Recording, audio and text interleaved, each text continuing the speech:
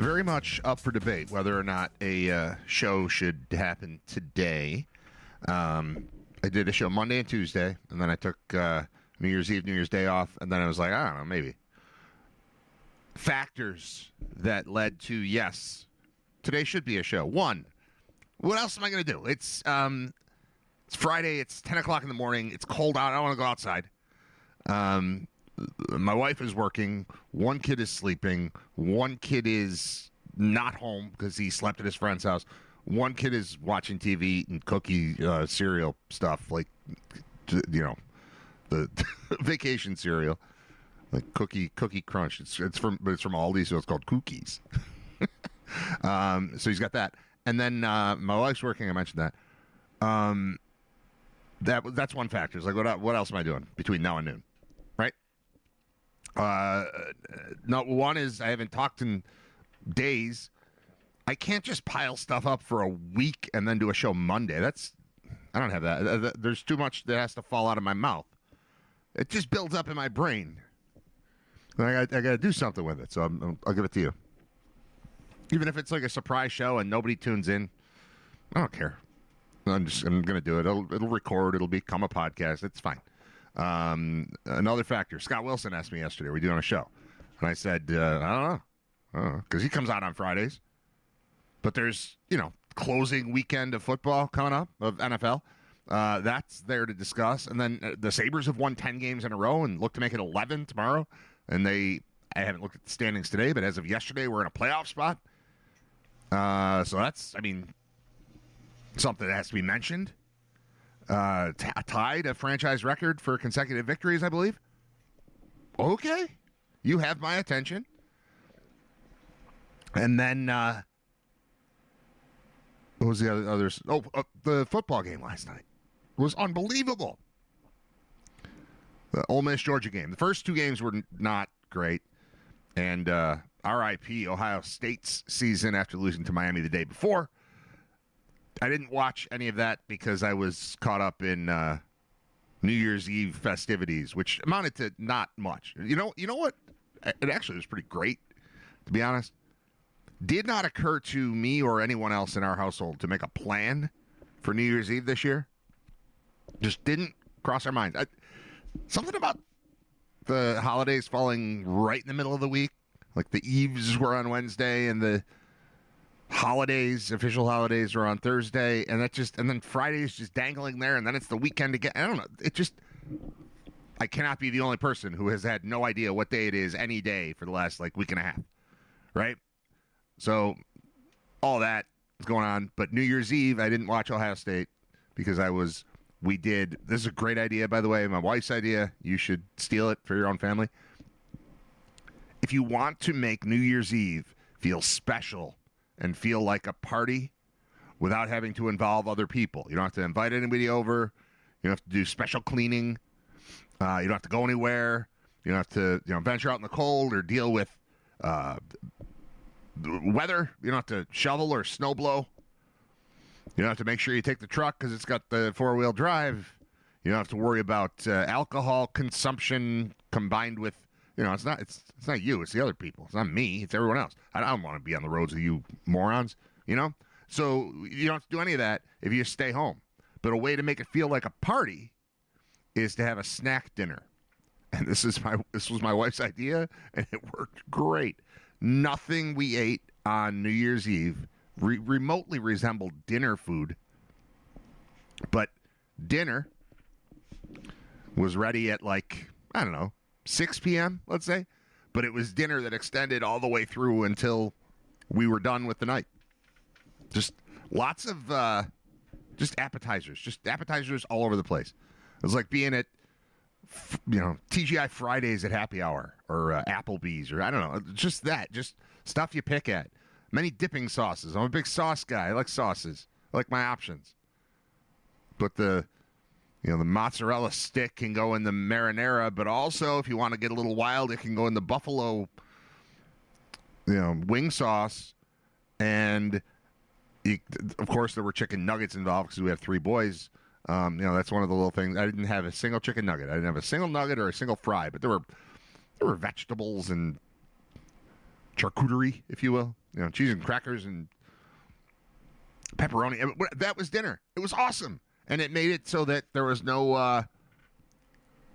it took away the element of time, really, because you sit down for dinner and that's a chunk of it, and then it's the post-dinner kind of cleanup, and then now it's settled on the couch and watch, fake Dick Clark, a.k.a. Ryan Seacrest. We didn't do any of that. It was just pick at food for the entire night and play board games and, eventually gin rummy. I don't know if it's gin rummy. Rummy? I don't know what gin rummy is. It was rummy. But that's the kind of stuff that we were doing. So I didn't watch football. Oh, and it was night 4 of Phish playing at Madison Square Garden.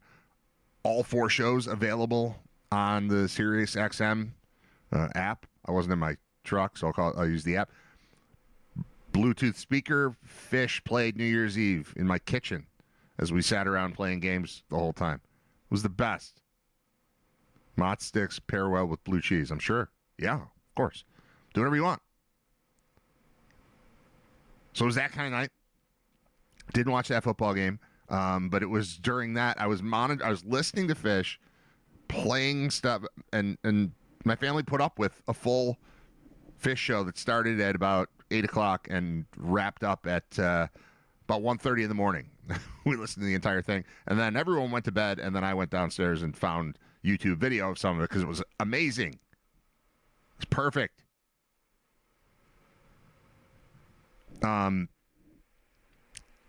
So we did that. What was my point? Oh, why I'm doing a show. Doing a show. I was still up in the air until late last night. Wonder what time I texted. I sent a text. It was late enough that the text I sent to Scott Wilson saying, yes, let's do a show tomorrow, I had to put the little timer thing on it so he would get it at 8 in the morning because I didn't want to wake him up. I try to be as good about that as possible.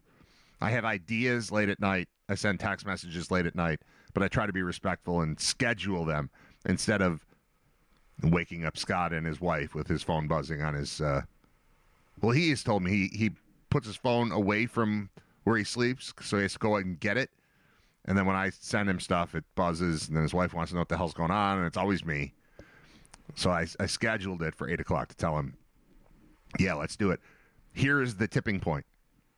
I recognized, now you have to be a writer, radio regular.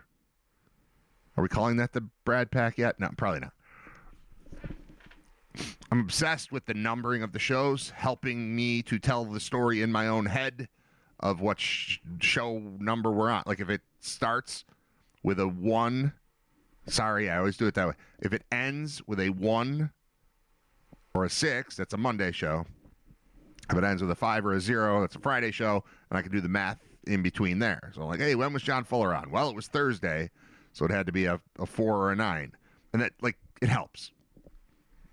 By taking days off over the last 2 weeks because of the holidays, I messed up the numbering system. It occurred to me last night that if I do the show today, it's a 5.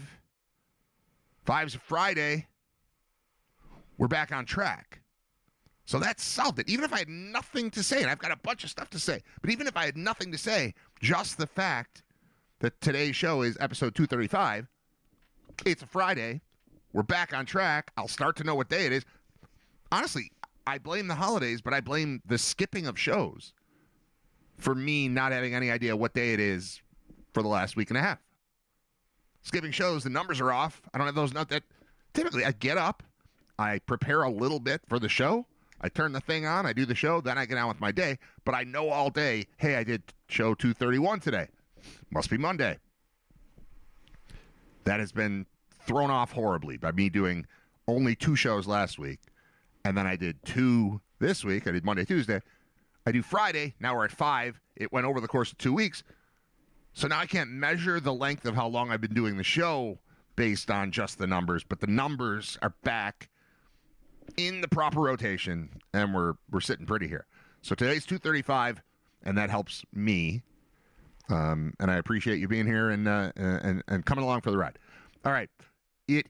Scott will join me in half an hour already. We started a little late. Well, the music was on. The show, if you tune in and there's something there at 10 o'clock, I'm not late. If you tune in and there's nothing there at 10 o'clock, either I had technical difficulties or I screwed up and, overslept or forgot something or lost track of time. If there's something playing at 10, we're good. Honestly, the reason the show started as late as it did is that I had Spotify on shuffle, and it chose the song Invincible by Tool, which is like 11 minutes long. Right as I was thinking, I just want to play one more song and I'm done, I wasn't there to manually pick the song. So it gave you 11 minutes of Tool at 10:04 in the morning or something like that. And I still wanted to play Cream by Prince because it's in my head because that was a part of the show, the Phish show the other night, which there's a part of me that wants to spend half an hour extolling the virtues of Phish and the ridiculous world that they have created. And ridiculous is in the best possible way. I'm not going to do it because I spent enough time listening to them. They played 4 straight shows at Madison Square Garden. Didn't repeat a song. Of course, they've done 13 shows at Madison Square Garden without repeating a song. So that's just what they do. But it's this creative, crazy, artistic, I don't even know what the noun is that I want to use. Masterpiece is a little high end. Not that. Spectacle. There we go. This just spectacle. It's craziness. And I listened to the vast majority of it for 4 nights and have watched many videos of things that have happened. You could pay to watch it every night, but then I'd have to be locked in a chair for 3 hours or 4.5 or 5.5 it was on New Year's Eve. I'm not doing that, but I listened on the SiriusXM app, and it's just in between shows. They're mostly just playing the shows from the day before. So it's been nonstop. That's since I have done a show, I've ingested way more Phish than most people. Most of you have not listened to Phish as much in your lifetime as I have in the last 5 days. So part of me wants to just talk about it, but if you don't know, you don't know. If you do know, you don't need me to tell you. So I'm gonna lay off it a little bit. One of the things that's interesting about doing the show, I show you I could do the show sheet thing here. And actually, there are days when I have nothing, but I basically leave this clipboard out and write things in over the course of the day as I'm thinking of them, and then I get up and ignore it, mostly. Today, I wrote, use this sheet, or last night, I wrote, use this sheet in large letters at the top so that I don't just interrupting myself. I know I do this. It's a bad habit. Or it's a good habit. Maybe it defines me. I don't know. I write this stuff down hoping not to use it. I would prefer to just sit here and talk. But you do 2 hours a day just by yourself into a microphone, and there are times when you draw a blank. You're like, I probably should have prepared something. So I always have this thing, and then I use it not nearly often enough. But I wrote, use this sheet. So I'm going to, I plan to read every single word that's on this sheet aloud and then expound upon it for the purpose of broadcasting. We'll see if I actually do it, but that's what I've got in mind for today. So, all right, it says use this sheet. Then it says New Year's Eve, home, what we used to do. Okay, what we used to do in my early, even like engaged or for as long as I've been with my wife, we had 4 couples who all got married around the same time, roughly, within a few years of each other. And we used to get together twice a year, these same 4 couples, and it was for now this is the timing of it was dumb, but it made sense. Super Bowl, it was 4 of us used to get together. It was nobody else ever. No, I apologize. One time we involved John Fuller and his wife who came to our house for New Year's Eve. But it was New Year's Eve and Super Bowl. We would get together with these same us plus 3 couples. And that basically went away when kids started showing up. So I'm talking about almost 20 years ago. We did this for 6 years. And then kids started popping up, and then it just sort of faded. But it was Super Bowl and New Year's Eve with these same people. I got a text from one of these people. I mean, I'm not afraid to say their names. They've all been on the show, I think, except Dan Cave, who's never been on the show for some reason. I know, because he's at work, and he can't just sit around like Scott has an ability to get in his car and talk to me for an hour, twice a week. John Fuller can get away for 20 minutes and talk to me. But it was us. It was Caves. They're now the Caves. They might have not had the same last name at the beginning. You get what I'm saying? We were early on. It was before we were married, and then early in marriage, before kids for everybody. Greg Bauk, and his wife, and then Josh Gregory, who's our senior music correspondent, and his wife, and we would all get together, and it just kind of went away. And I was texting with Josh on New Year's Eve, and he asked, "Hey, what are you guys up to tonight?" And I said, it did not occur to us at all to plan anything for tonight. And he said, "Yeah, me either." So we used to be good at this, but I don't know if this is just being old or if this is kids but it's like, I haven't known what day of the week it is. It all runs together. The kids are off for 2 weeks. Even when it's New Year's Day, what stores are open today? What restaurants are open? When is school coming back? Is the mail coming? When is football? Is there an NFL game on Thursday? There are 2 on Saturday. It's all just, who knows? So he asked, any plans for tonight? And I was like, it did not occur to me to make plans tonight. Just didn't cross my mind. And he said, yeah, me either. But we used to be good at this. We used to have friends we would hang out with, and we wouldn't have to pretend we're having a New Year's party by eating snacks for dinner. So I don't know if I'm telling you, we nailed it. I think it's great. My wife nailed it. I didn't do anything. She did it. That's the whole story. Okay. Then I wrote Phish, ! I think we've done enough Phish already. Somebody in the chat, Nick, so I couldn't name a Phish song off the top of my head. No, you couldn't. It's like this whole other world. When I was sitting around yesterday reading this, I don't know how many, 2,000 word recap of the 4th consecutive show that they played at Madison Square Garden, the one that lasted from 8 p.m. until 1:30 a.m. I realized, like, I look at, I'm saying it the wrong way. People must look at me and other people who care about the intricate history and whatever of the band Phish the same way that I look at people who talk about Marvel movies like they're real and like that universe. It's a universe. It's not a universe. It's a bunch of movies. There's no universe. There's no Marvel universe. But there is to you, and I should be more respectful of that. Because as I'm listening to Phish, subjecting my poor wife to it, my sons don't seem to hate it. My oldest son actually was talking yesterday, saying, I don't know why mom keeps making fun of it. He's like, it's not all for me, but I get what they're doing. I get that they're really good. I'm like, yeah, all right, here we go. We're getting somewhere. But reading this ridiculous review of, there's like a mythology to them and like secret languages. There's all this stuff.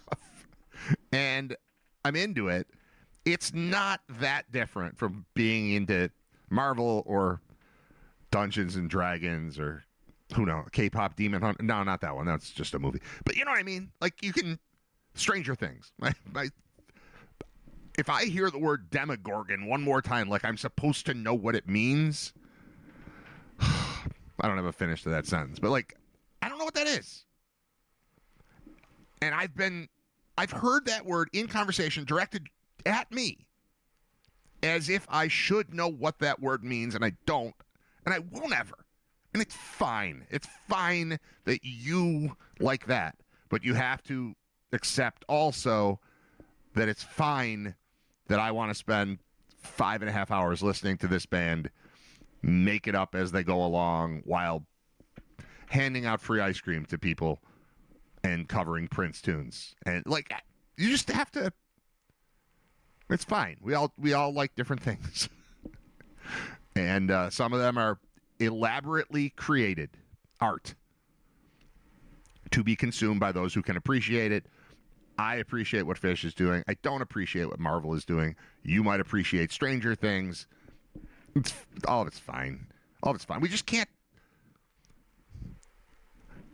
I don't expect anyone to know what I'm talking about when I start referring to the Halloween shows or when I start referring to the man who stepped into yesterday. Okay? If I say, the man who stepped into yesterday, Colonel Forbin and Tila and Wilson, the famous Mockingbird and the Helping Friendly Book. Like, what am I talking about?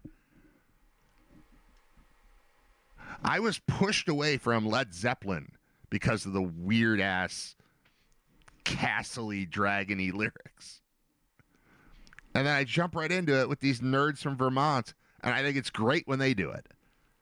So maybe I'm just learning about myself. Art is art, and I don't hate all dragons. I listen to a band who has a very popular amongst the fans song called the Lizard, and it's about the lizards. It's called The Lizards, and it's about a group of people. I don't even think they're lizards. I think they're people. They're just called the Lizards, and I have accepted that since like 1993. Come from the land of darkness, come from the land of doom, come from the land of Gamehenge. That's another Gamehenge.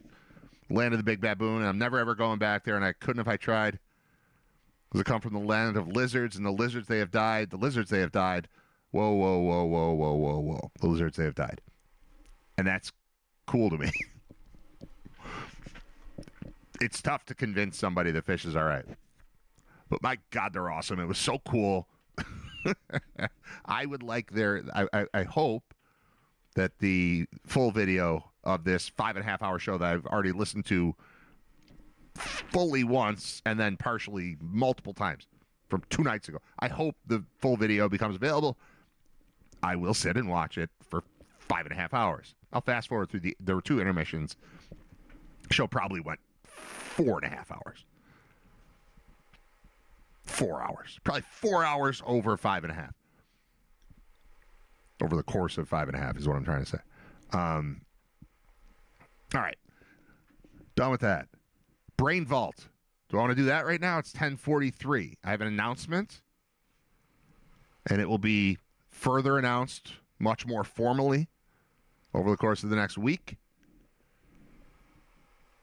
But we've got a new event thing. If you're familiar with my past, you may be aware that I've hosted many live trivia events. I've also written many trivia games that are still available for purchase on Amazon.com or YouGottaKnowGames.com or probably Store716.com. There's like 40 plus of them that I either wrote or heavily contributed to.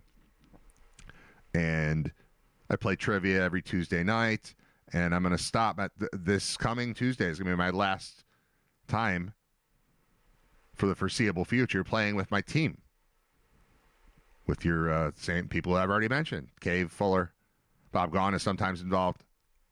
My kids. We go every Tuesday and we play trivia. And rather than playing trivia, I'm going to be hosting trivia. It's going to be a new event. It's different from any sort of bar trivia you've ever seen, pub trivia, any of that stuff. Much more individual focused. It's a ticketed event.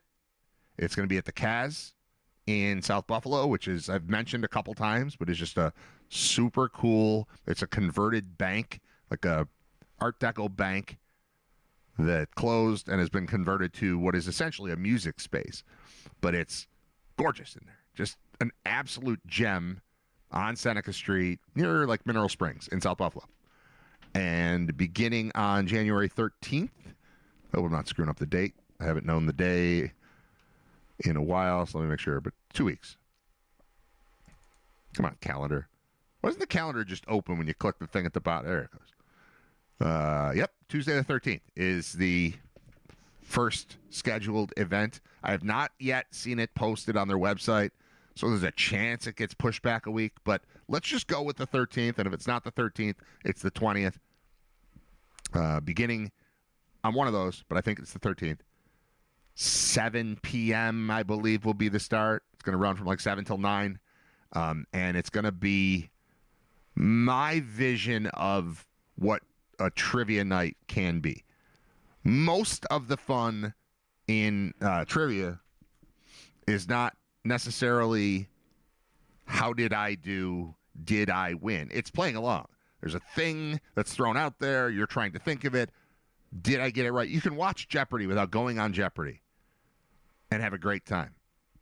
But this, rather than sitting together, like the way we play it on Tuesdays, we sit around a table and a question is asked, and it's a multiple choice question, and you circle an answer, and you walk it up to the front, and you get judged. Hey, we got that one right. Hey, we got that one. Oh, we doubled this one down. Like, it's cool.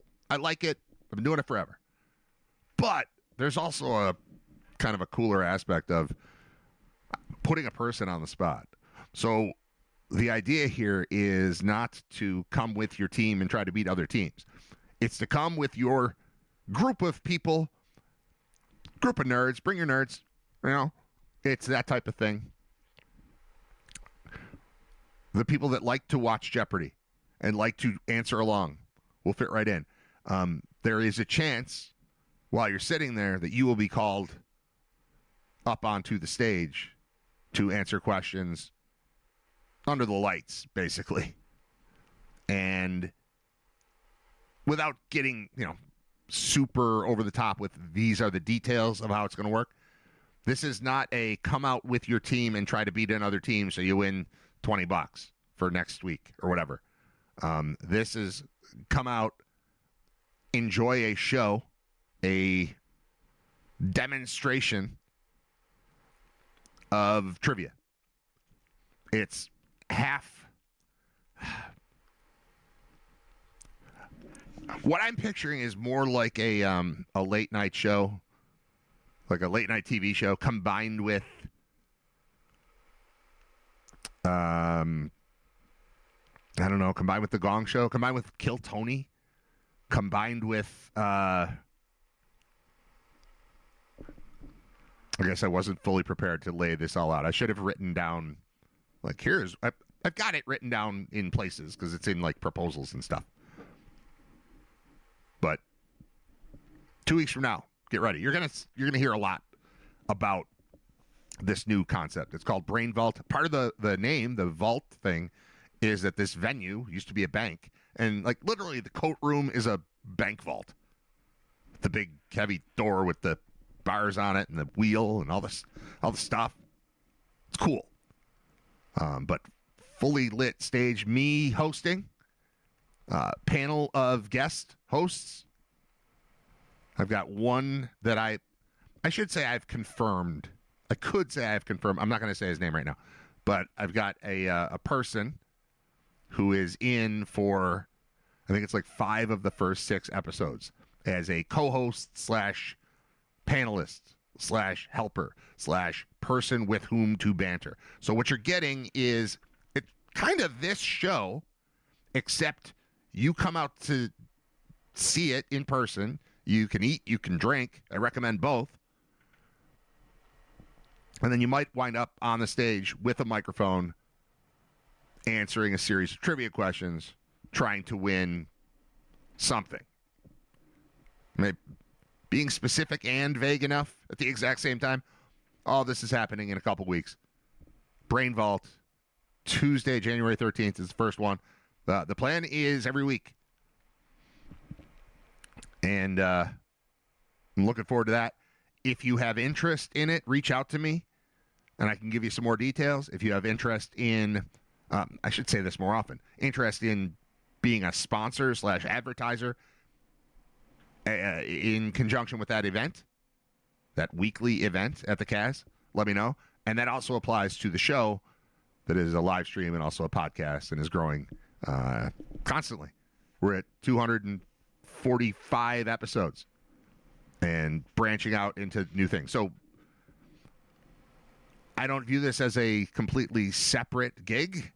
I'm going to just keep doing what I do, which is hosting a show, reminding you to pay attention to the other things that are happening, and this will be one of the other things that's going to happen. So, there's a part of me that thinks, oh, the show might start coming to you from there instead of my house, or some episodes might come from there, or Brain Vault might become a part of this show, or this show will be obviously a part of that. It's all, this is how my brain works. So this is what I'm up to. All right, reading the words. Oh, panelists too. So I said, reach out if you're interested in, being a sponsor of this or that, of Brain Vault, of Writer Radio. Additionally, I keep referencing Kill Tony, but Kill Tony is a stand-up comedy sort of, it's almost like a variety hour. There's a band behind him. We don't have a band yet. But they bring people on stage that are strangers. That's an open mic night. So a comedian comes up and they do 1 minute of comedy, and then the people who are already on the stage have a conversation with them. Kind of going for that vibe with myself and one regular kind of co-hosty panelist, and then other people jumping in. And I'm picturing, media personalities. I'm picturing comics, and also just friends of mine. A lot of my friends do fall into those two categories. But anyone who has any interest in being a part of this thing that we're building, that starts about a week and a half from now, let me know. Just get in touch. You can find me. bradwriter@gmail.com is the easiest. I've got this Google Voice number that I just never even look at. People text it. People call it. I never remember. There aren't enough messages coming into it to make it like a recurring part of the show. So it's every couple weeks. I'm like, oh, and I look and I've got this text and this voicemail, and they're from a week and a half ago and no longer relevant. And I just, but there is a number for that. So we start using that more. I'll start using it more. It can become a part of the routine. We could do that. We really could. It's 716-288-5246. 716-288-5246. It scrolls across the bottom of the screen constantly. It just doesn't happen to be on the screen right now. Because on the screen right now, it's talking about Brian Janik at thefinancialguys.com, who is a sponsor of the show. Yeah, there it is. Sponsor inquiries. I'll wait for it, and then I'll read it aloud in case you're listening and not watching. Text 716. I got it right. 716-288-5246. Those are the numbers. All right. Oh, man, I didn't get to this. It's 10:54. I can do it. All right. It says use this sheet. I'm going to read all the stuff on the sheet. Got to do it. Last night, YouTube's getting good. My algorithm, they're locking in on me. Turned on YouTube, and it's a big choice for me when I sit down for the end of the night. Everybody else is in bed or more likely asleep in various places. Like yesterday, my wife she decided to make a full turkey dinner yesterday.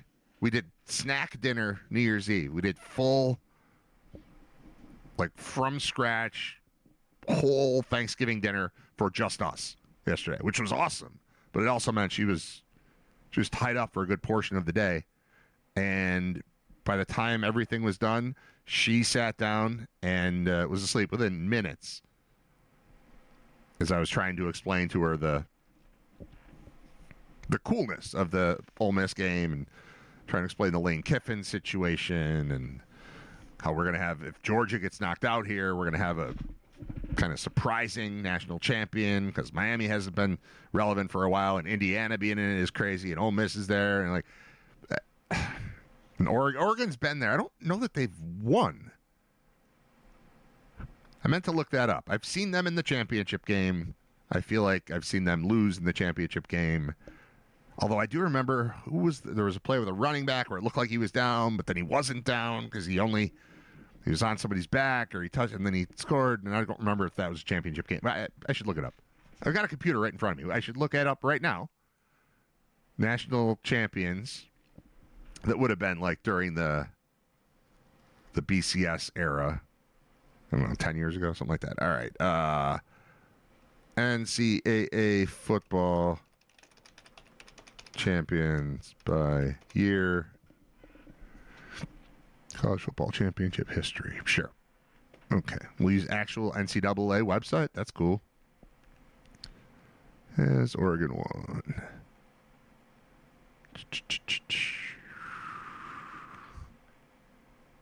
No. Ever? Control F. Does that word even appear on this screen? No. Okay. So you're either getting Oregon, Indiana, Ole Miss, or Miami. And it's been a while since Miami was relevant like this. Anyway, they were avenging the 2002 championship game, really, by beating Ohio State the other day. So I was trying to explain that to her, and I didn't get very deep, and she was just asleep. One of my sons sleeping in his friend's house. One of my sons is just, upstairs playing guitar or drums or something. And then the little guy was asleep on the couch with Stranger Things or something playing with his face buried in the cushion. And that's when I go, okay, I'm going downstairs because that's where the good TV is. That's where the projector is. That's where the surround sound is. That's where all my stuff is down here. So I came down here and I turned on the TV, and it's a big choice between do I want YouTube or YouTube TV? And, it might be Netflix. It might be Prime if I have a goal in mind. But I didn't. I was just like, let's see what's on YouTube. And the first thing it recommended to me was a special called The Year in Alternative Rock 1992. Originally broadcast November 9th, 1992. And what a reminder of how crazy that year was. I watched that whole thing. It was the TV show 120 Minutes, it used to air on Sunday nights, maybe at 11, maybe at 1. I feel like it went 11 to 1. It was like Headbangers Ball, but, with Robert Smith instead of Dave Mustaine, essentially. It was like a Cure-based show.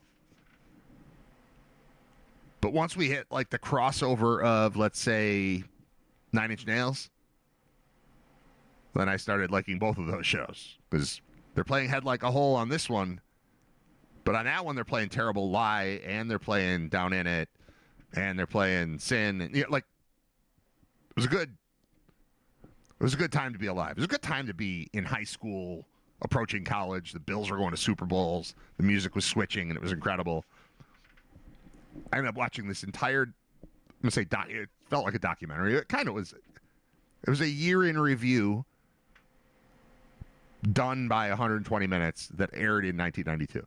And then when that thing ended, it was great.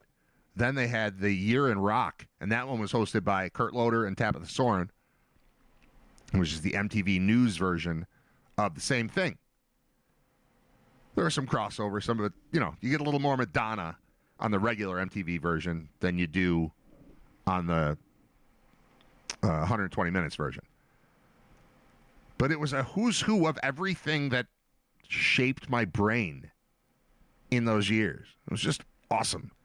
And honestly, for all the retro stuff, for all the documentaries that exist, how has there not yet been, at least to my knowledge, a documentary showing how MTV shaped our lives for people my age? If you're a lot younger, you don't have any idea what MTV represented. I mean, you know the M is music and you know what TV means.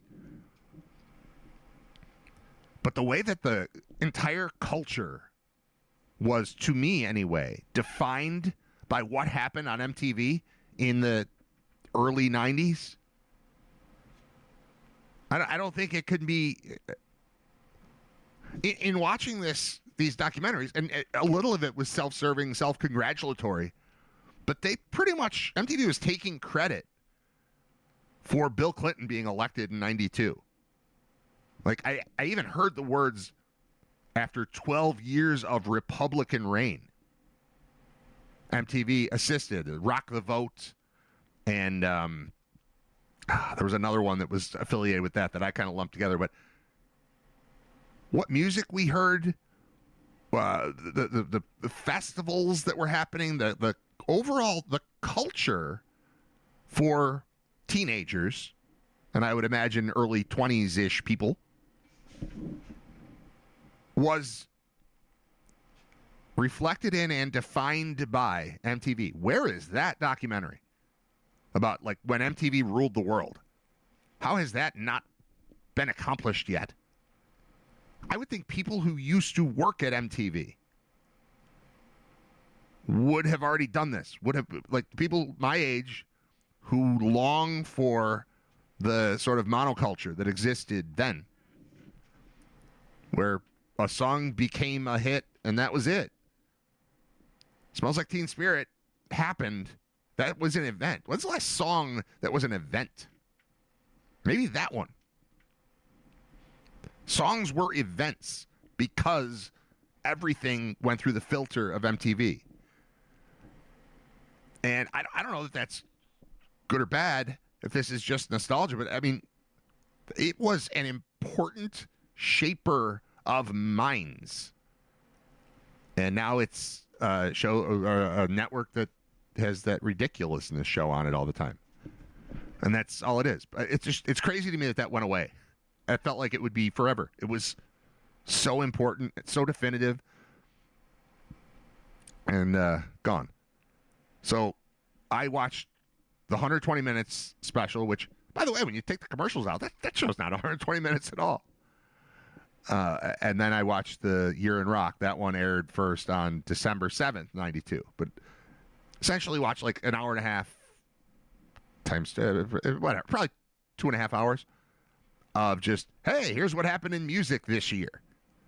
And I, if not for the need to sleep, I could have done that forever.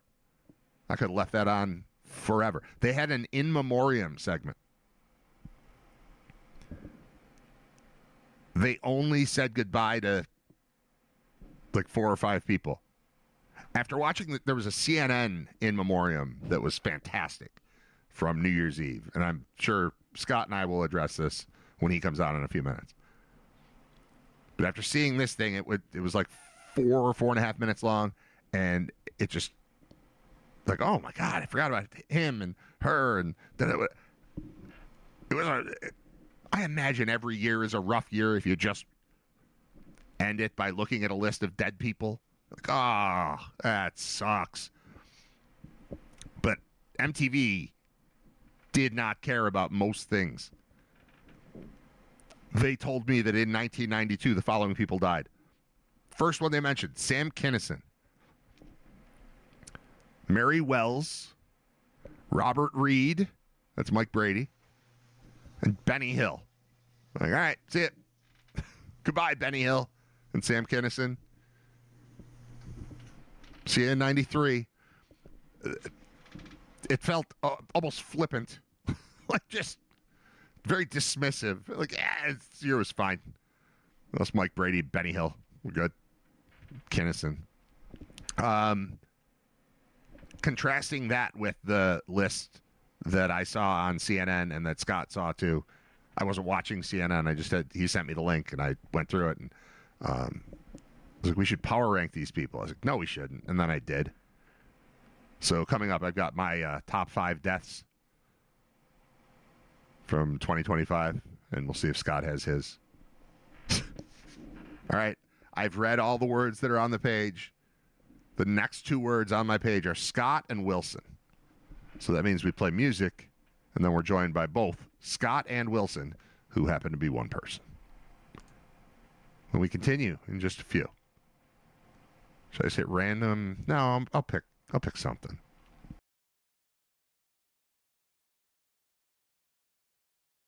Let's check in with Rider Radio's senior football correspondent, Scott Wilson.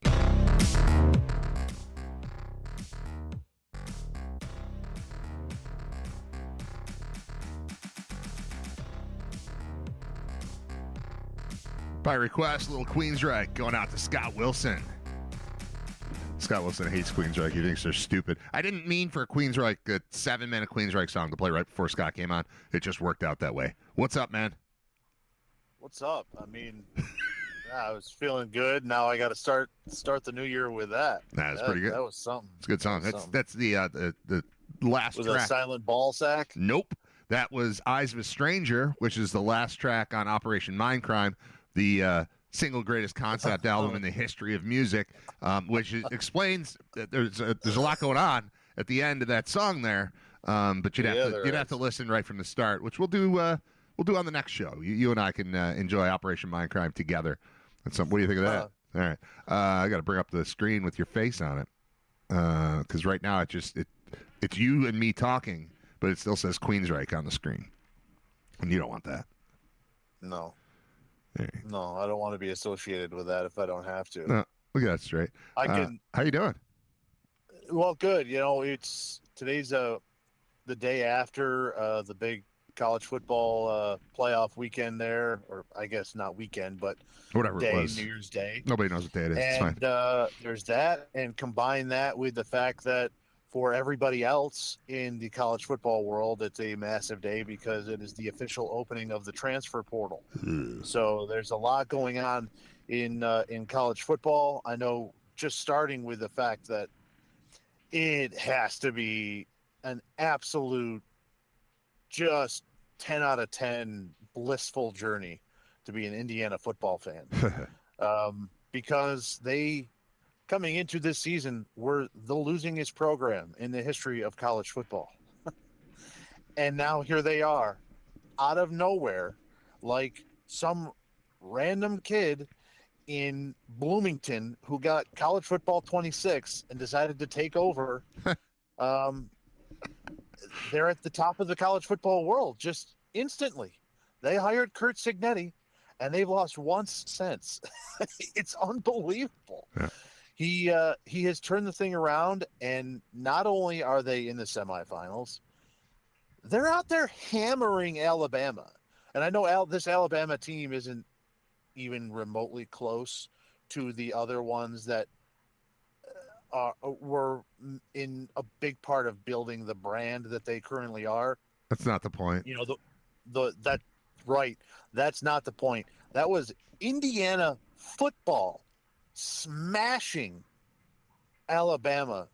The opening drive was 2 sacks and 3 plays for Alabama, and then after that, it looked like they were not even remotely in the same class. They look like the basketball school. Not close. Yeah, and guess what? Here's the weird thing with the between the transfer portal and not being able to pay players. They are the basketball school. They're great at basketball. Yeah. They've got Nate Oates. Right. They have been to the Final Four. They've been great.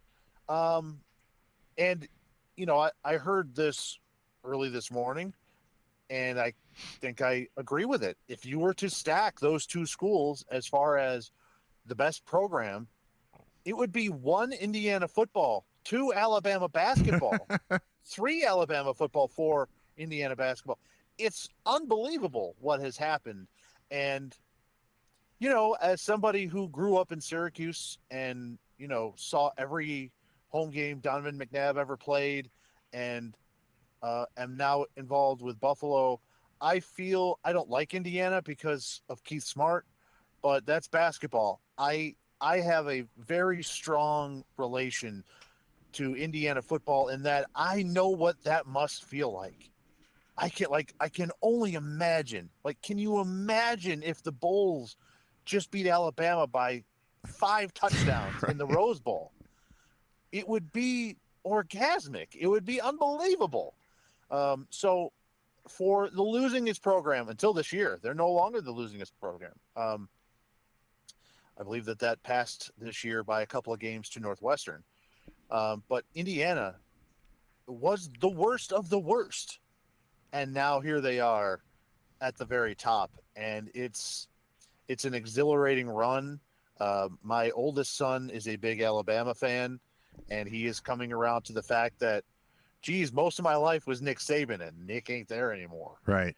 And so I spent a good portion of yesterday afternoon around 7 o'clock having to hear my son say, they got to fire these coaches. They all got to go. And I'm like, oh, okay. One of them does. At least one of them for sure. I do like he does feel like a proper SEC fan, so I enjoy that. The overreaction of it, yeah, that's great. Yeah. But he went on a long diatribe about they've lost 4 games 2 straight years in a row. They got to go. Yeah. They got to clean house. They've all got to go. I'm like, well, all right. Nick Saban's not walking through that door is the problem. Yeah. Right? Well, he keeps saying, I don't know, and Nick, they should just pay Nick double whatever he wants. They should just bring him back. I'm like, I don't think he wants to. That TV gig seems pretty good. Yeah.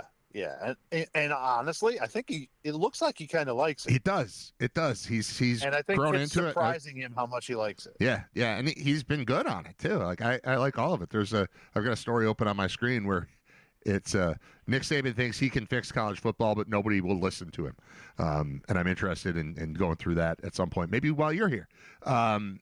It's not just what they did to Alabama. What did they do the last time they were on the field? Took out the defending champ, who is no longer in the picture after getting beat by Miami the other day. Everything is upside down, and I think it's awesome. I mean, I think you look at any of the 4 that wins the title at this point has a fantastic story. Indiana's is the best, but Miami winning, Oregon winning, Ole Miss winning, especially with the Kiffin stuff that went on, that's a fantastic story. How great was that game last night? That was unbelievable. I sat through. I'm sure you did too. All 3 of those games with varying levels of interest. I was kind of in and out, but it was on TV the entire time. But I sat in the chair, start to finish, for that game last night. That was great right from the start, and just continued. It was just body blow after body blow. People were getting annihilated. I can't believe how fast Georgia is, and they're out. But, I mean, that's the thing that stood out. Of all the teams that I watched this weekend, the speed of Georgia, it looks like a different sport that they're playing. They didn't win, but, man, last night's game was absolutely incredible. Yeah, there are good stories. The bluest of the blue bloods left is Miami, and they haven't been relevant in the national title picture in 22 years. Yep. So, I mean, and that's not like they've been swimming around and just couldn't.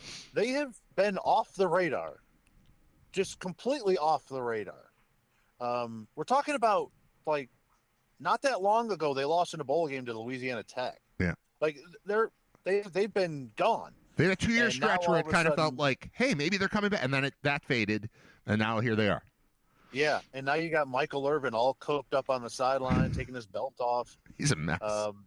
He's a mess. And now, Ray Lewis is there. He joined him this weekend. So, I mean, someone's dying for sure. Between the 2 of them, it might be one of them, right? Yeah. but it might be one of you. And that's part of the danger. So, yeah, this, Oregon finally being able to reach the top would be a massive story. Indiana obviously would be, like you said, the best story. Ole Miss losing their coach, and as the biggest FU to their coach, just going out there and winning a championship with a coach that will have, if they win the championship, will have coached 4 games in his career. By the way, Lane Kiffin today cashing a $500,000 bonus check from LSU for Ole Miss making the semifinals. Really?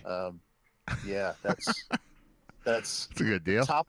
That's a top chain deal that his agent worked out for sure. Is his agent Miami, the one doing the Chiefs to Kansas contract too? I mean, that's like maybe that's crazy. And then you get Miami, who is making their bid to return to relevance. I like that it's Ole Miss. I was looking forward to the fact that we could have had Carson Beck against his old team in Georgia in the semis, which would have been fun. But I think that this is a much more fun matchup on the field. I think that this is probably going to be I think Georgia would have smashed Miami. And I don't think Ole Miss can do that. So I think that's going to be a much closer game, and it's going to be fun. These last games here are going to be very fun because I know Oregon and Miami aren't, but they're new kids on the block.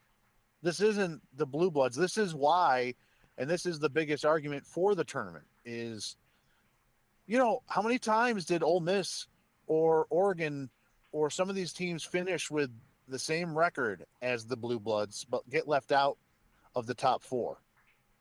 And now there's space to let some of these other teams in. And we're seeing that, hey, when you get them on the field, these other teams can win too. So it's been a really exciting weekend. And for the devastation that Alabama has wreaked for the past 17 years over college football, to see them get demolished, it feels in a way the same way I felt after a game when I saw Josh Allen in the playoffs do that to Bill Belichick and the Patriots. Mm-hmm. It felt like saying, that is over. They may be good again, but whatever that was is over. And I thought Kirk Herbstreit nailed it in the third quarter when he said, it looks like Alabama is just here. It looks like they're just there. There's no fire. There's no one trying to do anything. They're just playing. And that's not like an Alabama team. There was just no intensity. And they're right. They were physically getting dominated. That's the first time an Alabama team has trailed by 35 points since 1998. That routinely will happen to no matter how good of an organization you have. Every now and then you're going to run into somebody who's having the best day of their lives and you're having the worst, and that'll happen. And it was a historic beatdown by Indiana, and Indiana breaks the trend, which is the other thing I'm coming away from this round of playoffs in college football from. In 2 years of the 12-team format, teams getting the bye are now 1-7. And that is not a blip. That's an eye-popping stat that needs to be addressed. College football as a whole, this is one of those things where you wish that, I wish that they would just let me be in charge so that I could fix, because this seems like an easy fix, and I just don't think that they're ever going to fix it. And it's not an advantage to have a month off. It's an advantage to have a week off and one less round of games, but it is not an advantage to have 26 days off and wait while your opponent gets to play in the middle against a good team. So I think they have to change it. They're not gonna, I'm sure, because there's money and there's TV involved. But this should be after the conference championship week. It should be, and I know that the Army-Navy thing is in there, but you need to tell Army-Navy you got to change it. Sorry, you got to go back. You can't have the day to yourself anymore. It should be campus first-round games that week. For a lot of those teams that would be playing that first week, they didn't play in the conference championship game anyway, so they actually got a week off. And then the next week should be the second round game, the quarterfinals, and those should be on campus as well. If you're getting the bye, why am I not getting the home revenue? Why am I not getting home field advantage? Why is Indiana? Why did Alabama get to go to the Rose Bowl and not to my house? They should be in my house. They should be in Bloomington. I won. I'm the number one team in the country. I want that at home. And I think that there could be a case to make that and then shift around some of the other bowl games. And then the semifinals and finals, yes, bowl games. The season should end in the championship game. If I had my way, the season should end January 1st in the national championship game in the Rose Bowl. It should be the Rose Bowl every year in Pasadena. Period. It's the granddaddy. It's the oldest one, and it's January 1st, and that should be it. They should be able to figure it out. Start the regular season a week earlier if you need to move things around and get better, alignment on where exactly that's going to fall. I mean, if the last round of games is Christmas, or the day after Christmas, and then it can be tough. But that to me should be the ending, and then the portal opens January 2. So you're not dealing with the portal is opening and there's 4 teams, and I'm sure there's players on there that want to enter the portal. But what are you going to do when you're still in the semifinals? You're like, just going to leave? No. What, am I not going to go to the Fiesta Bowl this weekend? No. What part of what you're saying? Honestly, everything you said there made sense to me. Aside from the only one I think you'd get a ton of pushback on is that it's the Rose Bowl every year. But if it's a rotating cast of 4, for that, what part of the rest of it do you think gets rejected? We're not in a. This isn't. Even baseball has changed, but I don't feel like there's a stodgy clinging to the past in college football. They've been manipulating the postseason for a long time, for 25 years. From when the my God, I can't even think of the BCS. From when the BCS came in, they've been manipulating it, saying we're not doing it right. And they've been tweaking it. And it went to the 12, it went to the 4, and then it went to the 12, and it was going to be the 4+1 and all that stuff. College football is open to change. Teams are moving all the time. Conferences are crazy. It's Power 4, it's not Power 5. Like, all that stuff is changing. Everything you just said makes sense. What's the objection? Why do you say that it can't happen or won't happen, or there will be resistance to it? Well, right now, I think you're looking at they have the 6 big bowl games locked in to do this. So if you were going to move those timelines around, and then say the quarterfinals are also going to be on campus as well, now you're looking at 3 games left and 6 bowl games. So now those 3 other bowl games that are on the outside are going to have to figure out what they're going to do. Like, they're not going to just not exist for a year. Right. So now you're telling 3 teams that they have, or 3 bowl organizations, whatever they are, but they have to pick go from and the other teams. Yeah. That they have to take other games. And then on top of that, I think that they're probably also making additional money from selling the championship game. The championship game right now is not a bowl game. It is a separate, it's the national championship game where they move it from, the 49ers to the Texans to the, Yeah. And Indy. Whatever. Yeah, Indy. And to be honest, I hate that too, because you again, miss the Rose tradition. Bowl is a college football tradition. place, right? I mean, the NFL is great, and that is what it is. But putting a college football game in just a big sterile SoFi. NFL stadium kind of sucks. But again, they're probably making money from cities bidding on hosting it. Yeah, I think you should let that one go. In your quest to fix college football, you should let that one go and accept that the national championship game is a separate thing. But the rest of the stuff you're saying makes sense.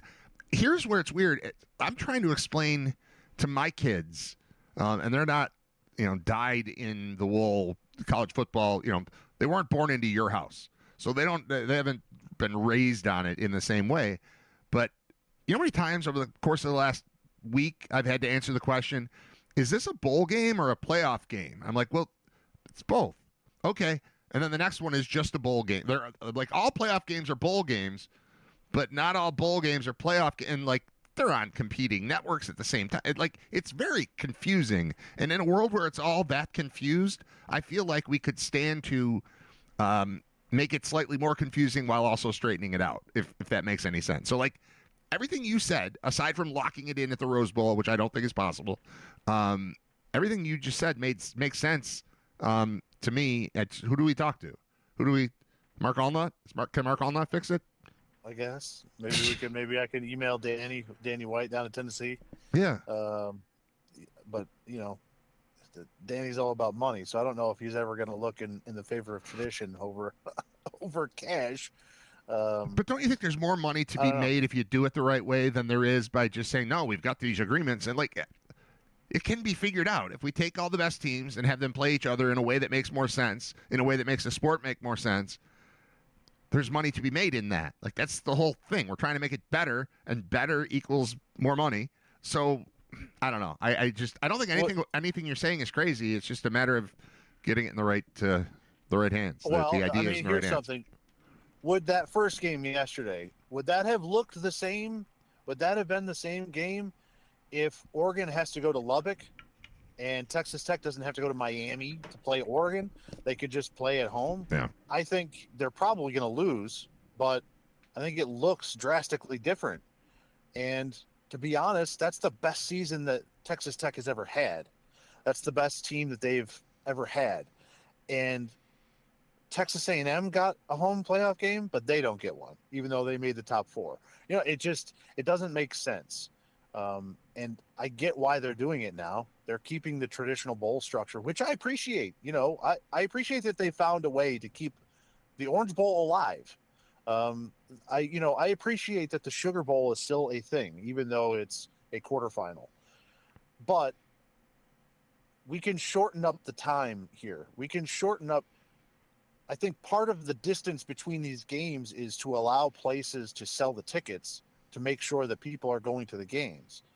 And if you say, no matter where you're at, You're in one of the cities of the teams that's playing. Right. If you're in Lubbock and you're getting a home playoff game, guess what? You ain't got to worry about selling those tickets. Those tickets going to be sold. You're going to have a sellout. You look at Texas A&M. They had a couple of weeks. Place was sold out. Over 100,000 people in there. I think that you could shorten those distances or the time between games so that you don't have that huge layoff. That's a huge disadvantage to the teams that have earned to have an advantage. Right. They get a bunch of time off and then they don't get a home game. Yeah. They're not given any advantage. They're not given any advantage at all. Take a month off while your opponent does not, and they keep playing, and they normally, the way it's gone, get a home game. So I don't know. It seems like an easier fix than that. And how about last night? We that first round we had to hear the group of 5 teams. Geez, the quarterback from Ferris State that plays for Ole Miss now seemed to look pretty good, but lower divisions stink. But all the best players seem to come from us rather than there. Do you need a nice rounded out 16-team tournament to make the stuff you're saying possible, or are you cool with just the bye? Because if Indiana gets whoever the 4th team out would have been at home 2 weeks after the Big Ten championship game, I think that works out fine, right? Like you're instead of a bye, you get 16, 15, 14, and 13. And now it's rounded out. We don't have to worry about buys. That goes away there. You get extra games. That might help with the bowl part of it too. I don't know. Just working through ideas. I agree with you. I'm fine with that. I don't even know that I believe it. It seems like if you squared out the math. I just know from like being a kid. Let me say this. I like drawing up tournaments for Stratomatic baseball, and I would never have a 12 team tournament. Doesn't make sense. 8 does, 16 does, 12 does not. I'm only in favor of 16 or more if we're starting to if all the champions are in. You know what I mean? Yeah. Like, yeah. I don't need, like, there was a great graphic that somebody put together, and I'm on Twitter. I'm involved because we played Minnesota. I get Minnesota people tweeting sometimes, and they had a spreadsheet that pointed out that over the last, I don't know what it was, 6-7 years, that the record of LSU and Minnesota is identical, and nearly identical in every metric, except for weeks ranked in the top 25. And it was like Minnesota was ranked for like 12 and LSU for 50. And it's like, why? They're the same team. They've been the same team over this time. And I don't need LSU, by being virtue of their LSU with 3 losses in, over a group of 5 team that has gone 11-1 or a conference champion. If there's a conference champion from a group of 5 that's 7-5, all right, fine. I'm fine with that. Them being left out of this. But I just, we're seeing it again every 2 years in a row now. SEC hasn't won in a while, man, and everybody can pay players, and guess what? North and the Midwest got a lot more money than the South, and they're willing to spend it because Indiana's good now. So, it's going to be interesting over the next couple of years to see if there's ever going to be a waning on the SEC as the only conference that has tough games, because they're the same as everybody else. And every year we're reminded, we get into this tournament format and we're reminded of that. But, there's 7 months off, and then we all go back to saying they're the only conference that plays football. How much of that is preseason rankings? Because it's like, I was trying to explain this. Yeah. I was trying to explain this to my kids yesterday too. They're asking, all right, so is there always a number 1 team? I'm like, well, whoever of the 4 that come out of here, somebody's going to win 2 more games, and they'll be number 1 because they'll be the champion. Like, yeah, but what happens when they start the season? Does that automatically make them number 1? I'm like, well, no, it's based on recruiting and media and like, how do you explain that to a kid? Like, but then that does happen, and then any win or loss is a quality win or loss based in part on the rankings that were just made up that are kind of based on last year, but everybody's got 40 people in the portal, and so it's not really the same team. You don't know what's going on with coaching, and you don't know who's getting what from whom and who can afford it. Just preseason rankings kind of skew. They make you look at the beginning of the season much differently, and like, I can't think of a perfect example of it, but you beat a team that's a top 10 team, and it turns out they lose 4 games. It's like, well, how big a win was that anyway? And all of that thought based off of preseason rankings gets baked into the formula of who's on top at the end. Right. It's like, there's something about the preseason rankings that I think needs to be adjusted or modified or something. Well, and that's part of my complaint. Why I keep saying it is because the SEC gets right. They get all of their benefit of the mediocre doubt. teams. They get the benefit of the doubt on everything. Yeah. Right, which means when people are talking about games, it looks like they're playing tougher. Alabama's 2 best wins this year. Well, I'll say other than Georgia. Georgia's a legit win. But their other 2 wins that were like part of the reason why they had 3 losses but were still able to make the playoff was Tennessee and Vanderbilt. And Tennessee just lost to Illinois, and Vanderbilt just lost to Iowa, who are average teams in the Big Ten.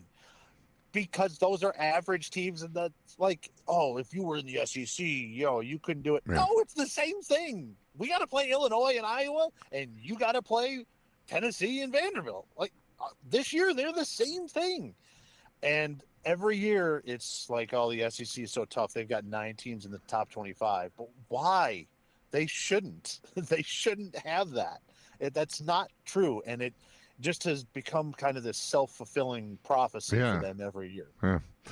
All right. What else? What else are we going to do here? That's I got a bunch of stuff. Let me rip through some quick things, because it's a big weekend in the NFL as well. We can go as long as you just so you know, we can go as long as you'd like today. I've got no other plans. We got to you late because of Queensryche, and I apologize for that. Plus, I haven't done shows the last 3 days. I got a bunch of stuff piled up on my sheet here. And then I'm not doing a show till Monday, which you'll be on also. But take your time. Well, yeah, and we can get into more portal stuff on Monday once we kind of see how things shake out. Sure. As far as UB is concerned, this isn't last year. No. There are guys, there are good players. Lots of them going into the portal for the Bulls, and as of right now, looks like between the portal guys and the graduates, Bulls looking at 44 players coming off the roster, 15 players in the transfer portal as of right now for the Bulls. Not good, especially with the high caliber of talent that those players are. But overall, if you look, Iowa State and Oklahoma State have over 40 players in the transfer portal. So could be better. Wish that those guys weren't. Could be way worse. Well, they're all available too. You're looking right. You're looking at like Oklahoma State and Iowa State. They've got like 30 kids on the roster right now. So, and new coaches. So the it could be worse. I can't NFL imagine. stuff, I can't imagine having a job as a head coach or even just like an assistant coach / recruiter, and what this entails. Like the headaches, the paper. It's like we have a team, we're fine. Oh, we have to get rid of these 15 or replace them with 15 who are coming from this all over the nation. We have to figure this all out again. It just what a headache. I'd rather just keep my players rather than recruiting over and over every year for the same kids. It sucks, but here we are. Yeah, I mean, included in that is an offensive lineman from Oklahoma State that's in the portal that announced he's taking an official visit to Oklahoma State. So it's a wild world. Like, he's been there, and he's scheduled himself an official visit to the place where, like, he lives right now. It's like later today when I get off work, I'm scheduling an official visit to my house. Yeah. No, I live there. All right, NFL. Hold on, though. No, I want to explore this. So scheduling an official visit to the place you already were is just a really formal way of saying pay me more or pay me at all, right? I mean, that's what that is. It's like, no, I asked for money to stay. You didn't give it to me. All right, I'm out. But I'll take a meeting with you because I'd like to stay. But now that I'm out, maybe you're inclined to find NIL money for me. You know, that's all that is, right? Yeah, it's renegotiation, and it's happening all over. Syracuse is a wide receiver, Jonte Cook, who has been very vocal about the fact that he wants to stay, and Syracuse is not going to pay him more money, and he wants more money than what he was making. So he's in the portal, and there's a lot of that. Syracuse lost a slot wide receiver to Penn State last year just because of that. So, you know, that's, you know, there's contract renegotiation now. Yep. But it's every year with no real rules in college football. Yeah. At least in the NFL, there's some sort of boundaries. There isn't in college football right now. All right, NFL. Go ahead. Sorry. NFL, big weekend. Kind of surprised that the NFL decided to put their two biggest, most meaningful games on Saturday. But they did. That's going to be interesting to see. I mean, technically, somebody has to come out of the NFC South, right? So that's gonna happen, and how everything else holds out. Basically, Sunday's games are going to be draft position, and just kind of interesting to see what certain teams that are already in the playoffs, what they decide to do with their roster as far as playing guys or whatnot. You know, with the Bills. I would anticipate Josh Allen will not be playing in the Jets game. If he does, I would anticipate him playing early, and just for the sentimental value of him playing in the final game at Highmark. So, you know, it's going to be interesting to see how a lot of those, because the Bills are, you know, there's a lot of similar teams this year. There's not a whole lot of jockeying that's left to be done in the playoffs this year, which it's kind of unusual. I mean, there's a couple of spots up for grabs, but there's not really any type of thing where they're either going to be 2 or 6, second or 7th. So, looking over in the playoffs right now, the Bills would be lined up against the Patriots, I believe. Yep. That would be great, considering half their roster is getting arrested this week. And I saw this stat that was interesting. Wins over teams with a 500 or better mark. Patriots have Giants have 2. Patriots beat the Bills, right? Patriots beat the Bills once earlier this season.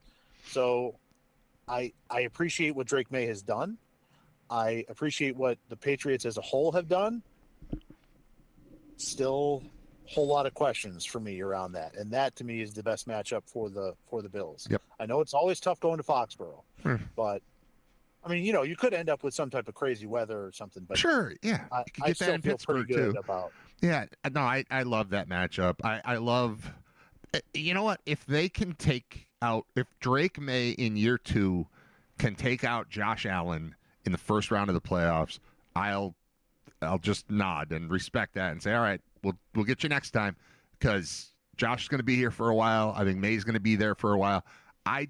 There's a major part of me that thinks the Bills can expose, not that he's untalented or not that his future won't be great, but you got to wait, man. You got to wait in line a little bit here before you jump ahead of a guy who's been there for 8 years and has been this quality quarterback for 6. Like, okay, I get it. You get the division. That's cool. You get a home game, so you can have sad fans see the game in person. I think there's a lot to be said for going up there and just kind of reminding them and reminding him that they're in the early phases here. You don't just get to resume it like the Alabama thing you were talking about there. They got to figure something out before they can pretend that that's still Nick Saban. They got to figure out a bunch of stuff before they can pretend that they have Tom Brady again. They don't have Tom Brady again yet.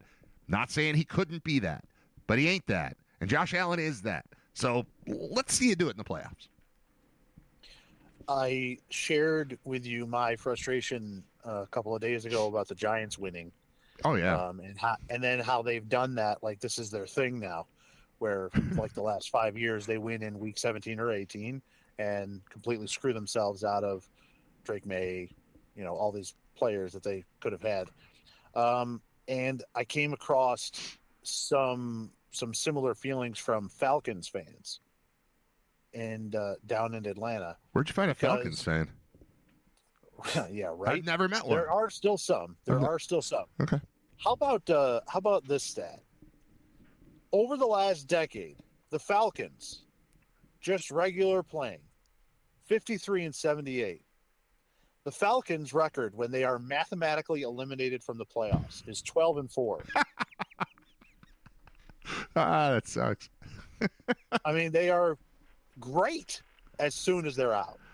Like, as soon as they're out of it, they are winning 75% of their games. It's incredible. That's crazy. How frustrating that must be. Because mine is just they suck anyway. Like, I'm with the Giants. I've just been debating the level of suck. Like, I'd like them to suck just one more game. For the Falcons, they suck, and then they're really good. That's horrible. Yeah. And you don't know what the deal is. That's worse. That's definitely worse. And how about the rumors are starting to get out there, and we're starting to see the Schefters and such of the world starting to push out what we talked about, which is the Jets coaching position. You can be bad, but you can't be embarrassing. And starting to hear a lot more of like, hey, this might be one and done. This isn't looking like it's supposed to.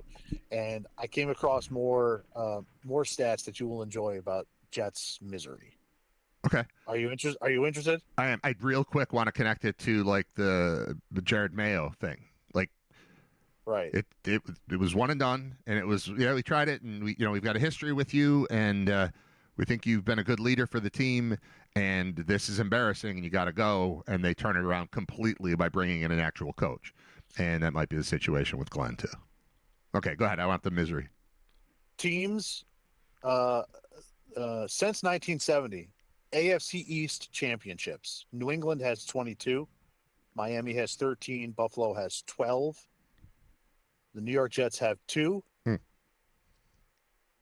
What makes it worse is that the Colts have 6, and they haven't been in the division since 98. Since 2001. Okay, is it that? All right, 2001. All right. Yeah. You are 4 behind a team that has not been there for a quarter of a century.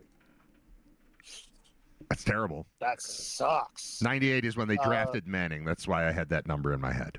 But yeah, the realignment happened in 01 when was that when the Texans came in? Probably, yeah. Wow, that sucks. They have not made the playoffs since 2010. But check out some of these numbers from just this season. Did you know that the Jets defense has 0 interceptions? Yes, I did know that. It's great. They have 4 turnovers as a defense. What does that mean? Oh, takeaways. Okay, yeah, like fumble recoveries. Okay. I thought you were going to tell me not only have they not intercepted anyone, their defense has been intercepted. Like, that doesn't make sense, Scott. But okay, I got you. That'd be awesome. They have no 400-yard receivers. Ooh. They have no quarterbacks that have thrown for 10 touchdowns. I thought you were just going to stop after they have no quarterbacks, because that's true, too. They have no quarterbacks that have thrown for 10 touchdowns for the 5th time in 6 years. My God. Yeah. What's Garrett Wilson doing? Can I have Garrett Wilson then?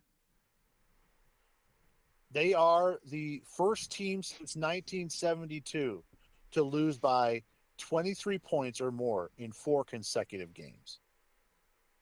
And that's been December. And that's where we come back to you can lose with this roster. You cannot get embarrassed. And all of those stats are highly embarrassing. And that's why he could be on the hot seat. I mean, they're terrible. They're awful. There's no redeeming quality to what they're doing. That doesn't feel like they're building anything. It just feels like, the only thing they're building is a roster or a big bucket full of future draft picks. But we see what they do with their draft picks. If you trust with who you're going to give them over to. Is that going to be Aaron Glenn? I don't know. The whole thing feels embarrassing, and he could be in real trouble. And that organization as a whole, I mean, those are 5 out of 6 years to not even have a quarterback that reaches 10 touchdown passes. That's something. 10 touchdowns, like in Buffalo or in Cincinnati or in wherever, even New England at this point. 10 touchdowns is kind of the goal for the first 3 weeks out of a quarterback, and they play 17 games in 18 weeks. To connect your Jets-Giants thing, there was some talk of, and I don't think it happens, but if the Rams were to host the NFC Championship game and the Chargers somehow host the AFC Championship game, what happens? And I had a conversation with a couple people about this the other day, and then we looked through, and they actually did come up with a contingency plan for New York several years ago. But it made me realize how, if the Jets and Giants both hosted, so it's got to be back to 2010 or something. No, because the stadium hasn't been open that long. But regardless, the point is, you are the biggest market in the country. You're the biggest market in the league. You've got 2 teams sharing a stadium, and we don't have to think about this at all with regard to either of them because they've been eliminated from the playoffs for quite some time. There's just, what a mess. I can't imagine, like New York sports writers and fans, they've got a reputation, maybe not quite like Philly, but kind of, for being, negative. But like what, it reminds me of people used to say we were too negative at GR, but my argument was that the Bills hadn't made the playoffs since we became a station. So, like, what did you think we were going to say? Did you think we were going to rave about the Giron era? Like, what did you think? Now, and you're in New York, and the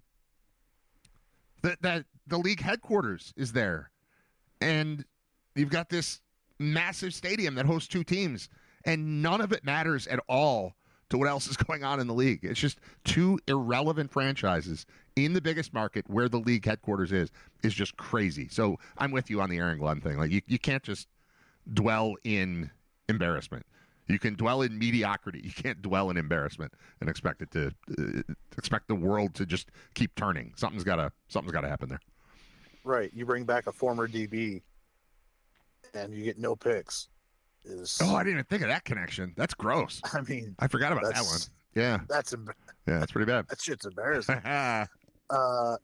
Should we move on to our power rankings? I don't know. Have you talked about this today? I mentioned it right before. Okay. Yeah, I mentioned it right before. I was watching a 1992 Year in Rock thing from MTV last night, and they had an in memoriam, which led me to actually go back to the CNN one from the other night and give you my my power rankings of the deaths. There were so many. It was a good piece too. They did a really good job, like integrating the music and all that stuff. But the one I saw on MTV in 1992, we lost Sam Kinison, Robert Reed, who is Mike Brady, and Benny Hill, and that was it. Like that was their. They had like 5 names on there, and 3 of them were those.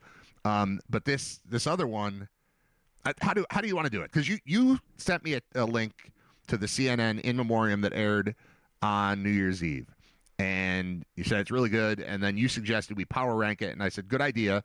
But then it took until me seeing the other one to go, oh wait, I should actually do that instead of just going through the whole list. So I've got mine counting down from 5 to 1, and this is like the 5 that I believe it's partially like impact on the world, but it's partially like personal to me, the ones that mattered the most. Is that how did you rank yours? Well, and I like can I tell you I like that I have a friend that I can text that will not only will not question me, but will encourage me when I text a phrase power rank deaths. And that's you. Where I can text you and say, hey, would you like to power rank these deaths? And you go, that sounds of course great. Of course, yes. of course I would like to do yes. that. Yeah. Yes, I would like to do that. So yeah, I mean, I followed the same thing. I took that long. That's like a 5-minute piece. So, and you're right, it was good. I had 12 and then narrowed it to my top 5. Okay. You want to count yours back from 5 to 1, and then I'll count mine back. And if any of the ones on your list are also on mine, then I will let you know. Okay, yeah, we'll go 5 to 1, and then we'll reveal my 5. But we'll probably have some of the coming same. in at number 5. Okay, that's disrespectful.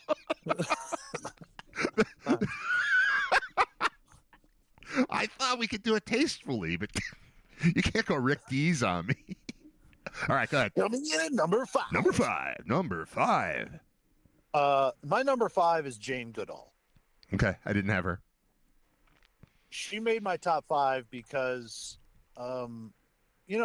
60 years in the bush with monkeys and chimpanzees, showing a clear link between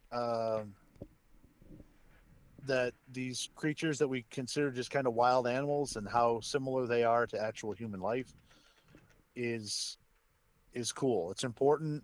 The impact that she had just overall on being able to save a good number of wildlife sanctuaries in Africa, but just overall, like, how many other monkey scientists do you know? No, I don't know any.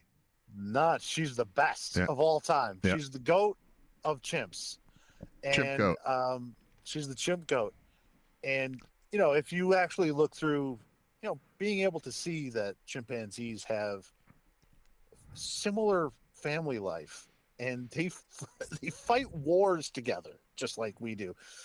It has drastically changed the scientific community. And I think probably the world for the better, having that understanding that, hey, listen, I know we like to think of ourselves as special, but really we have better thumbs. is the difference. All right, here's my problem with Jane Goodall. Okay. No, here we go. Well, no, this is a me thing. This isn't her.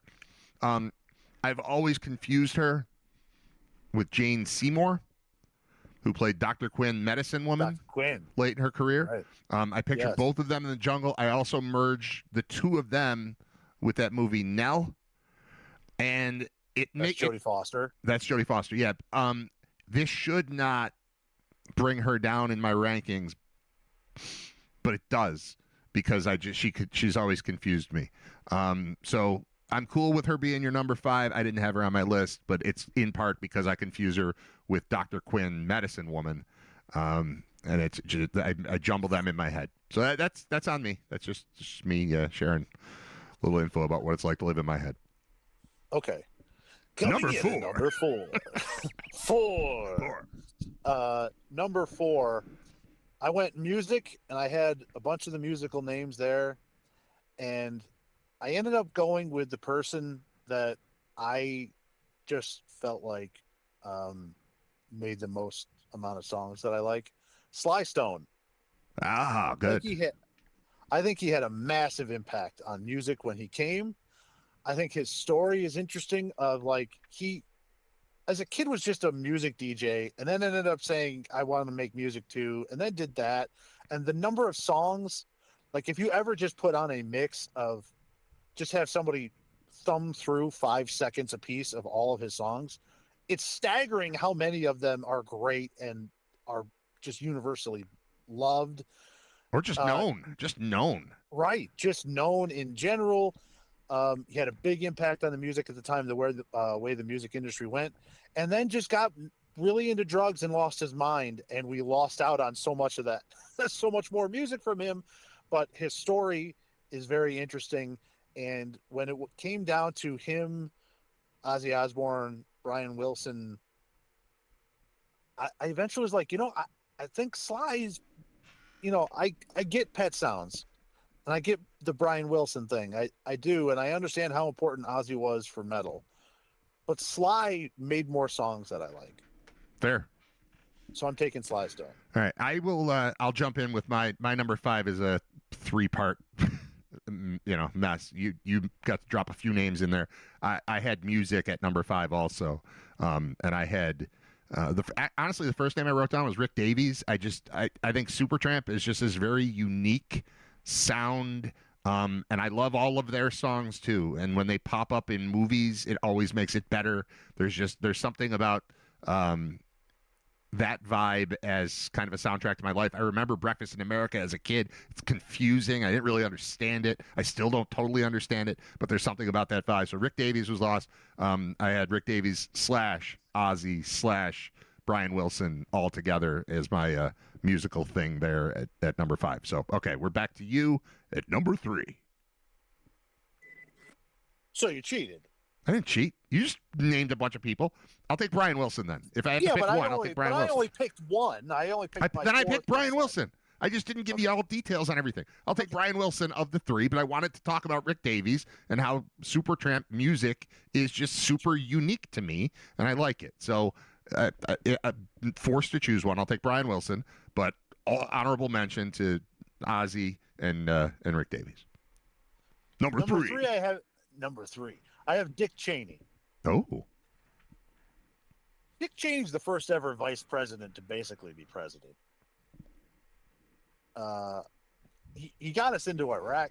I mean, he played on people of our age or similar. Dick Cheney had a massive impact on our lives. He's there after 9/11. Just a real interesting character. Shot his buddy in the face. Stuff. He shot a guy in the face. He should have been dead like 12. Didn't he have like 12 heart attacks? Yet still survived. An interesting life, and certainly an impactful one on the world. Where our country is right now. Yeah, has a large connection to one Dick Cheney. I don't think Donald Trump is in office or is even considered being in office if we don't go to Iraq. And we do. And I think that decision, and then funneling all the money to himself and everything else, all kind of led down the road to a bunch of different decisions that our country has made because of him being the dark, shadowy figure behind it all and convincing Bush to do all that he did in those years and months after 9/11. All right, this doesn't connect directly to the death of Dick Cheney, and it doesn't connect directly to our power rankings of deaths of 2025. But last night I was watching this thing on MTV, or it's on YouTube from 1992 MTV, and I think there is a link. I think it goes Gulf War, and then it goes MTV / Bill Clinton, then it goes 9/11 Cheney, whatever's going on right now. But so much of I forgot. I watched almost 3 hours of MTV stuff from 1992 last night.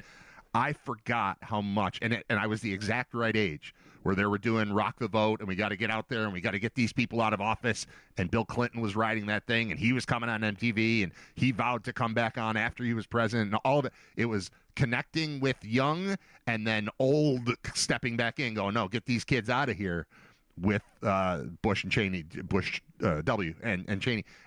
All of it. You're talking about the impact that Cheney had on all of this.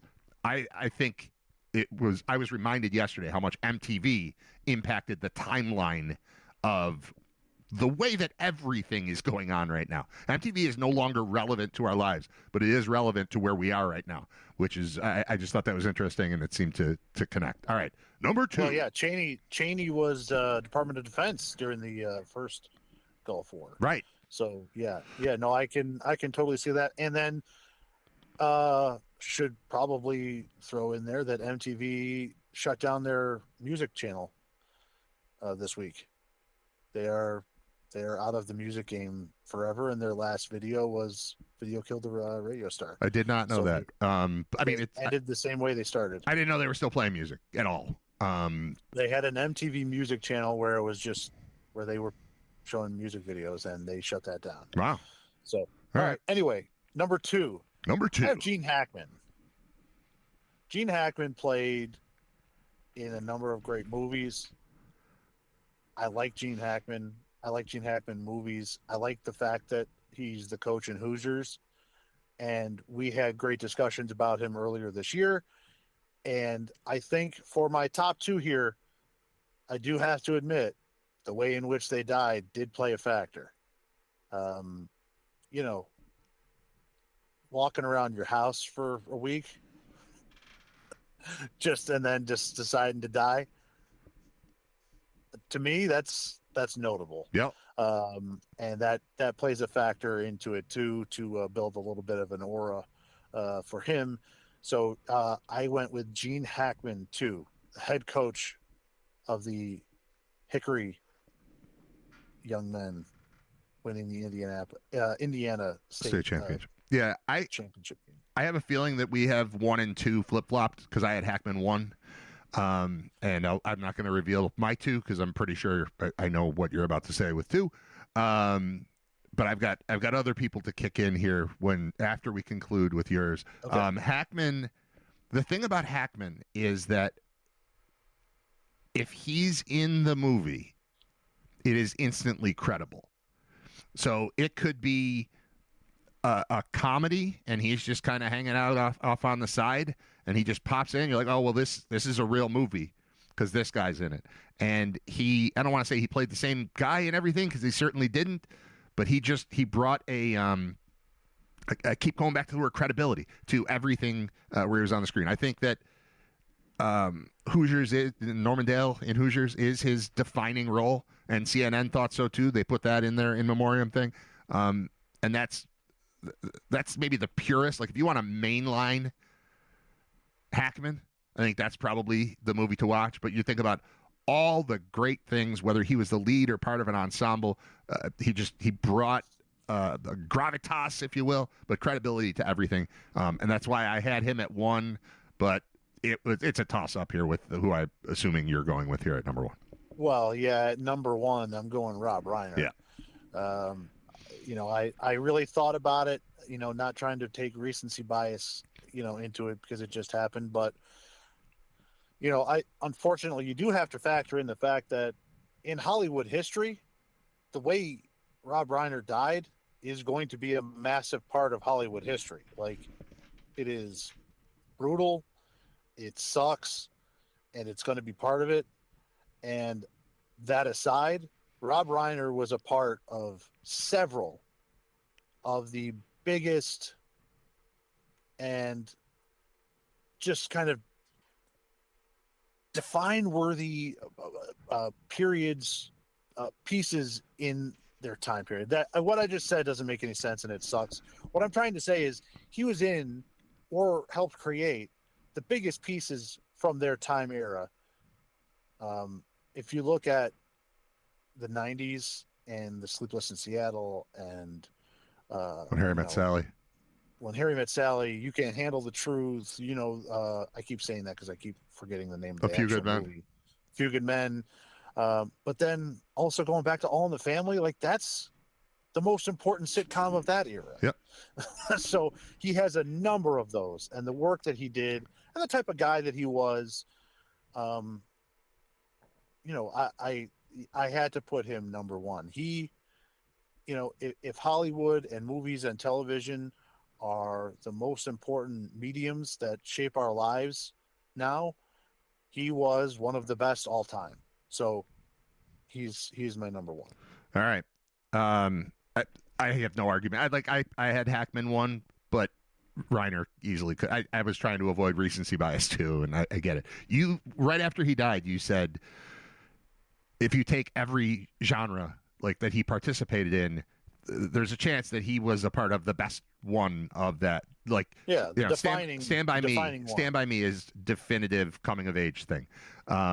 This is Spinal Tap is definitive mockumentary, first of its kind, I believe. Maybe there was something before it, but that was the one that brought it to my attention in whatever 1984, let's say. Rom-coms, of course. The courtroom drama. A Few Good Men, and All in the Family too, where I don't think he is credited. He was just an actor at that point, but he was figuring it out. So yeah, I get that one. All right, my list at 5, I've got the musicians. I think I said Brian Wilson. 4, I've got Redford, Robert Redford, not just as an actor, but as with the whole Sundance thing, ushering in what has been my primary source of entertainment since 1994, which is independent films. Bridging the gap between small movie makers and the general public. Sundance was a massive part of that. And while he's, I think a lot of his more recent past has been defined by politics and stuff. Him bringing, is Tarantino who he is without Redford and Sundance? And is Robert Rodriguez, does Jon Favreau write Swingers without Sundance existing? Are Damon and Affleck right a piece of American culture where they are without Redford and without Sundance? So he's massive to me. At 3, this one seems a little silly, but it's a guy I feel like I know through his career as a broadcaster, through his career as a comic actor, through his career as a spokesman for beer. Yeah. If I know where nothing you're else. going here. Yeah. Bob Uecker, from him being a fake announcer in Major League, how many baseball games do I attend, and how often does just a bit outside go through my head? It's constant. Or Dynamite Drop-In Monty. How many? Just a perfect deadpan. And I don't even know if deadpan's right, but just the delivery at all times. I must be in the front row. All that stuff is burned into my head. He will be missed. And then we've got our top 2, which I had Reiner and then Hackman, but I kind of want to flip it around and go the other way. One other one, I didn't know that she passed away, and this might be what led to my MTV binge last night, but do you remember Ananda Lewis? I didn't know she passed away. I forgot she existed. I remembered the name. I remember her face. She was an MTV news person. That's how I remember her. But apparently for the last 20 plus years, she's been doing other broadcasting stuff. Diagnosed with breast cancer like 6 years ago, passed away this year. But I always just liked her. First of all, she's like this gorgeous woman about my age, telling me news on MTV in formative years. So she's burned into my head. But like of all the people, I remembered, when you watch these in memoriam things, you're like, oh yeah, I forgot that person died. I had not heard that she died. So I had her as like an honorable mention in here that like, that sucks. I liked her and she's gone. So that's my last one I wanted to add. Well, the other names that I had here that because like I said, I narrowed that 5 minutes to 12. Yep. The other names that were in contention that I think I would have had sixth, I would have had George Foreman. Yeah. Not only for he's part of some of the biggest boxing matches of all time, but then he retires and comes back in his 40s and wins. That is a massive moment in boxing history, to return to the mountaintop as the old man. And then the Grills, making a good choice over the Blenders and going with the Grills. I had him in there. Naming all his kids George. Yeah, or Georgina. Yeah. That's some version insane. of George. That's insane. That's the craziest thing about any of the stuff we've talked about. That's crazier than walking around in your house and dying like Gene Hackman did. He named all of his kids. Is it crazier than shooting a friend in the face while you're pheasant hunting? I can see how that would happen. I don't think anybody else has named all their kids the same thing. People have been shot all the time. People get shot all the time. All right, go ahead. I had Brian Wilson, Ozzy, Robert Redford, Hulk Hogan, Oh yeah, Bob Hogan. Uecker, and George Wendt. Yeah. George Wendt, not a massive star, but possibly the most likable character in the history of television. Norm from Cheers. I mean, that's a great character. So I had him. He probably would have been 12th out of that list, but I'm with you with Uecker. I love Uecker, and when I was considering Uecker, he's one of the best late night talk show guests of all time. Right. If you ever come across him on Carson or some of the late night talk shows, yeah, like he's great. He's great. And then obviously some of the great stories that have been told about him with Norm Macdonald and his time when they were both doing a thing. Some of those, if you have a chance to look those up, oh my God, those are hilarious. I loved Bob Uecker. Everybody loved Bob Uecker. He was, he basically did the job right up, a couple months before he died. So he was definitely one of those big names up there that I had in contention. But who are you going to take out? What are you going to swap out Jane Goodall? I mean, you basically discovered chimpanzees. Right. Yeah, that was bigger, probably. All right. Good list, man. That was fun. That was the most fun I've ever had power ranking deaths. Oh, by a lot. Yeah. Top 5. All right, whatever. All right, I'm done. We're done. Let's wrap it up. My grandpa didn't even make this list. I knew that stinks, man. I had him 6th. Yeah, he was just outside. He was just outside of the list. All right, I'll talk to you Monday. Okay. There's Scott Wilson. Thank you. There goes Scott Wilson. Say goodbye to Scott. Bye, Scott. We'll talk to him Monday. And I'll talk to you Monday also. 10 a.m. Monday. I'm going to wrap things up here and call it a day. That's the end of episode 235 of Writer Radio. Thank you for joining, participating, sharing, liking, all the stuff. Be back with you on Monday. What are you doing for lunch? I don't know. I have a turkey sandwich. We're gonna go around the corner. I think you should come with us. This is a great place. Okay.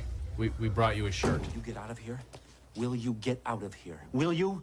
Now, will you go to lunch? Go to lunch. Will you go to lunch?